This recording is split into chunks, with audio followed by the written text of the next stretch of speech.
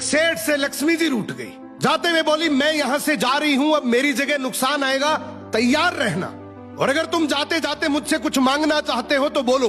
सेठ बहुत समझदार था, बड़ी विनम्रता से बोला, माता नुकसान आ रहा है तो आने दीजिए, बस मुझे आप एक वरदान दीजिए कि मेरे परिवार में हमेशा सुख शांति बनी रहे। लक्ष्मी जी मुस्कुराई, तथास्तु कहा और वहां से चली गई।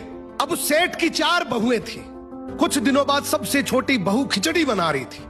उसने खिचड़ी में नमक डाला और अपने काम में व्यस्त हो गई।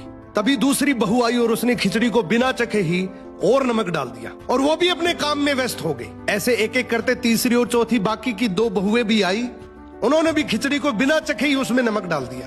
अब रात को सबसे पहले सेठ खाना खाने बैठा। जैसे ही उसने खिचड़ी का 1 चम्मच लिया, उसे महसूस हो गया कि इसमें बहुत ज्यादा नमक है, और सेठ जी तुरंत समझ गए कि नुकसान आ चुका है। किसी से कुछ नहीं कहा, चुपचाप खिचड़ी खाई और चला गया। अब सेठ के बाद खाना खाने की बारी आई सबसे बड़े बेटे की। बेटे ने खिचड़ी का 1 निवाला लिया। उसने परिवार वालों से पूछा, पिताजी ने खाना खा लिया? उन्होंने कुछ कहा? तो बाकी सबने जवाब दिया, हाँ पिताजी ने तो खाना खा लिया, लेकिन किसी से कुछ नहीं कहा। तो बड़े बेटे ने भी चुपचाप खिचड़ी खाई और चला गया।